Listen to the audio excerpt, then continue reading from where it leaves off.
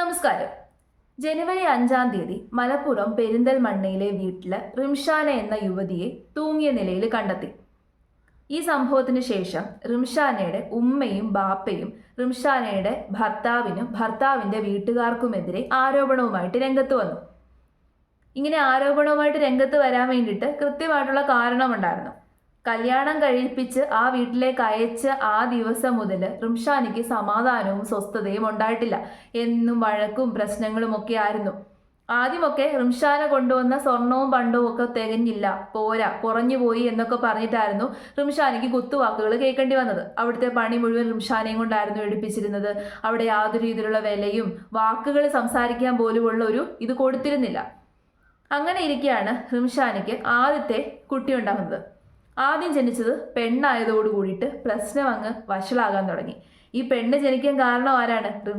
റിംഷാന കാരണമാണ് അവർക്ക് പെൺകുട്ടി ജനിച്ചത് എന്ന് പറഞ്ഞ് പിന്നെ നിരന്തരം വഴക്കായി ബഹളമായി. റിംഷാനെ വീട്ടിൽ വരെ കൊണ്ട് നിർത്തുന്ന അവസ്ഥയെത്തി. പിന്നെ വീട്ടിൽ കൊണ്ട് നിർത്തിയപ്പോൾ ഒത്തുതീർപ്പാക്കി പറഞ്ഞു വിട്ടു. രണ്ടാമതും ജനിച്ചത് പെണ്ണ്.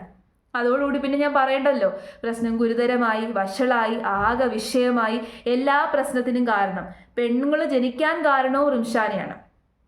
ഓർത്തോണം വിവരമില്ലായ്മ എത്രത്തോളം മൂർധന്യതയിലെത്തിയെന്ന്. പെണ്ണ് ജനിക്കാൻ കാരണം റിംഷാനയാണ് എന്ന് പറഞ്ഞ് റിംഷാനയ്ക്ക് നിരന്തരം കുത്തുവാക്കുകളാണ്. ആ വീട്ടിൽ സ്വസ്ഥതയില്ല, സമാധാനമില്ല.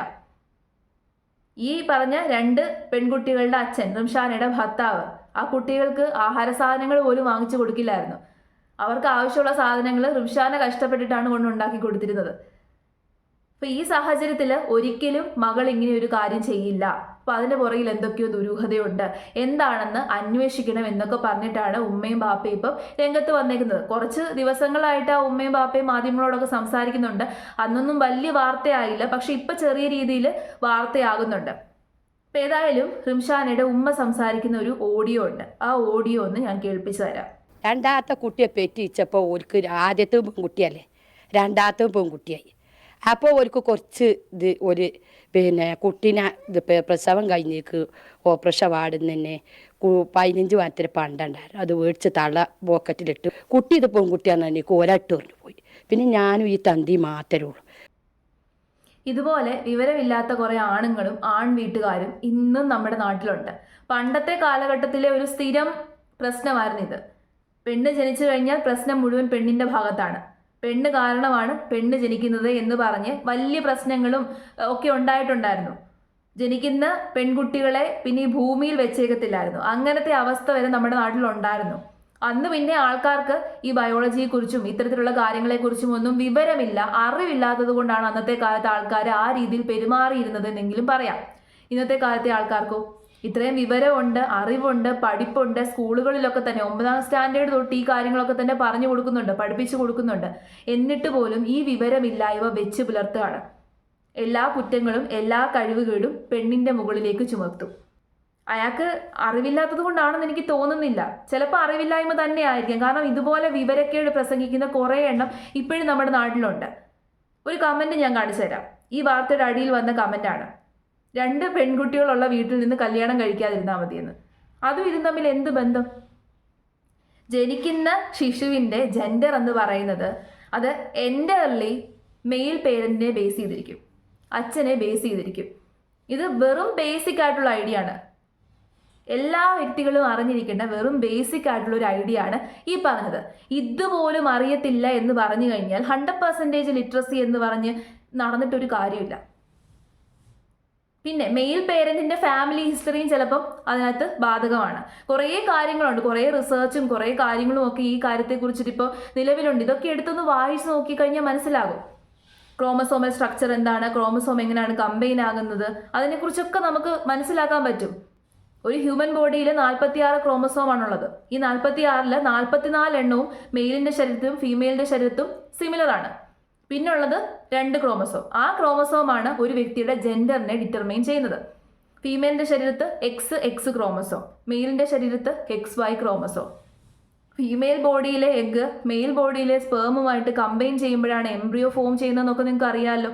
അപ്പോൾ ഫീമെയിൽ ബോഡിയിൽ ഇരിക്കുന്ന എഗ്ഗ് എന്ന് പറയുന്നത് ഓൾവേസ് X ക്രോമസോം ആണ്. പിന്നെ മെയിലിന്റെ ബോഡിയിൽ നിന്ന് ഫീമെയിൽ റിസീവ് ചെയ്യുന്ന, ഫീമെയിലിന് കിട്ടുന്ന ആ ഒരു സ്പേം, ഏത് സ്പേം ആണോ കമ്പൈൻ ആകുന്നത് അതിന്റെ ക്രോമസോം എന്താണ്, എക്സ് ആണെന്നുണ്ടെങ്കിൽ ഫീമെയിൽ ചൈൽഡ് ജനിക്കും, വൈ ആണെന്നുണ്ടെങ്കിൽ മെയിൽ ചൈൽഡ് ജനിക്കും. ഇത് വളരെ ബേസിക് ആയിട്ടുള്ള അറിവാണ്, വളരെ ബേസിക് ആയിട്ടുള്ള നോളേജാണ്. ഇപ്പം തന്നെ മനസ്സിലായില്ലേ? എൻറ്റയർലി മെയിൽ പേരൻറ്റിനെ ഡിപ്പെൻഡ് ചെയ്തിരിക്കും, അല്ലെങ്കിൽ മെയിൽ പേരൻറ്റിൻ്റെ ഫാമിലി ഹിസ്റ്ററി. ഞാനൊരു റിസർച്ച് റിപ്പോർട്ട് കണ്ടു. ഈ ഫാമിലി ഹിസ്റ്ററി നോക്കുമ്പോൾ ഒരു മെയിലിന് കൂടുതലും മെയിൽ സിബ്ലിങ്സ് ആണെന്നുണ്ടെങ്കിൽ മോർ ലൈക്ലി ആ മെയിലിന് ഒരു ബോയ് ചൈൽഡ് ആയിരിക്കും ജനിക്കുന്നത്.